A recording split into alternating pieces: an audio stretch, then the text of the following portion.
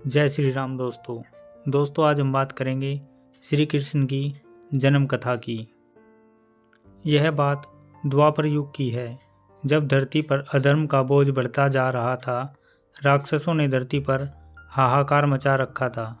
इस बात से बहुत परेशान होकर धरती माँ गाय का रूप धारण करके देवताओं के पास गई और उनसे कहा, हे देवतागण, मेरी रक्षा करें।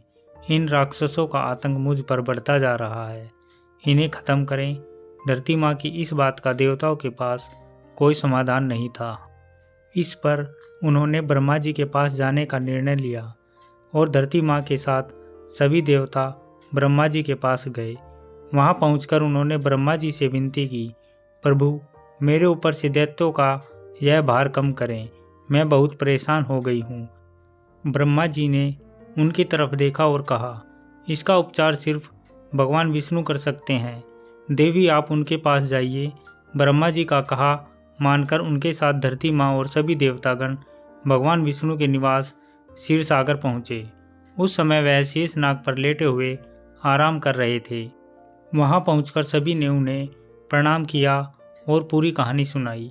पूरी कहानी सुनकर भगवान विष्णु ने कहा, हे देवी, परेशान न हो, मैं मनुष्य के रूप में पृथ्वी लोक पर अवतार लूँगा और पाप को खत्म करूँगा। उनकी यह बात सुनकर धरती माँ खुशी खुशी वहाँ से चली गई। इधर मथुरा में राजा उग्रसेन राज किया करते थे। वे दयालु राजा थे, लेकिन उनका बेटा कंस बहुत अत्याचारी और लालची था। उसे राजगद्दी का बहुत मोह था। एक दिन उसने अपने बल से राजा उग्रसेन को सिंहासन से उतारकर जेल में डाल दिया और खुद राजा बन गया। लेकिन कंस अपनी बहन देवकी से बहुत प्यार करता था। एक दिन देवकी की शादी राजा सूरसेन के पुत्र वासुदेव के साथ हुई। शादी के बाद जब कंस देवकी को विदा करने लगा, तभी आकाशवाणी हुई कि देवकी की 8वीं संतान उसका वध करेगी।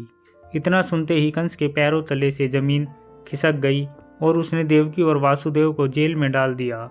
उसके बाद वह सोचने लगा कि देवकी की 8वीं संतान में से कौन से नंबर का पुत्र मेरा वध करेगा। इस असमंजस के कारण उसने देवकी की सभी संतानों को मारने का निर्णय लिया। एक एक करके उसने देवकी की 6 संतानों को एक चट्टान पर पटक कर मार डाला। भगवान विष्णु की योजना के अनुसार शेषनाग देवकी की 7वीं संतान के रूप में जन्म लेने वाले थे। तब देवकी 7वीं संतान से गर्भवती थी, तो देवताओं और भगवान ने तरकीब से उनका गर्भपात करवा दिया। साथ ही उस संतान को वासुदेव की पहली पत्नी रोहिणी के गर्भ में पहुंचा दिया गया था। बाद में इस संतान को श्री कृष्ण के बड़े भाई बलराम के रूप में जाना गया। इसके बाद भाद्रपद के कृष्ण पक्ष की अष्टमी को रोहिणी नक्षत्र में देवकी की 8वीं संतान ने जन्म लिया। उसके जन्म लेते ही सारे सैनिक अपने आप सो गए। देवकी और वासुदेव की हथकड़ियाँ खुल गई और जेल के दरवाजे भी अपने आप खुल गए। उन दोनों को कुछ समझ नहीं आ रहा था और तभी आकाशवाणी हुई कि इस पुत्र को गोकुल में नंद बाबा के यहाँ छोड़ आओ। उन्होंने ठीक वैसा ही किया। उन्होंने टोकरी में श्री कृष्ण को लेटाया और यमुना नदी के पार गोकुल में छोड़कर आ गए और वहाँ पालने में सोई बेटी को अपने साथ जेल में ले आए। वासुदेव के पास आने के बाद सब कुछ पहले जैसा हो गया। हथकड़ियाँ और जेल के दरवाजे वापस लग गए और पहरेदार होश में आ गए। होश में आते ही सैनिकों ने देवकी की 8वीं संतान की खबर जाकर कंस को दे दी। कंस दौड़ता हुआ जेल आया और देवकी की गोद से उसकी संतान को छीन लिया। इसके बाद जैसे ही कंस ने उसे मारने के लिए उठाया, वह उसके हाथ से छूटकर हवा में उड़ गई और बोली, दुष्ट कंस, मैं योगमाया हूँ। तुझे मारने के लिए भगवान ने गोकुल में अवतार ले लिया है। अब तेरा अंत निश्चित है। इसके बाद श्री कृष्ण को मारने के लिए कंस ने कई राक्षसों को गोकुल भेजा, लेकिन कोई उनका बाल भी बांका नहीं कर पाया।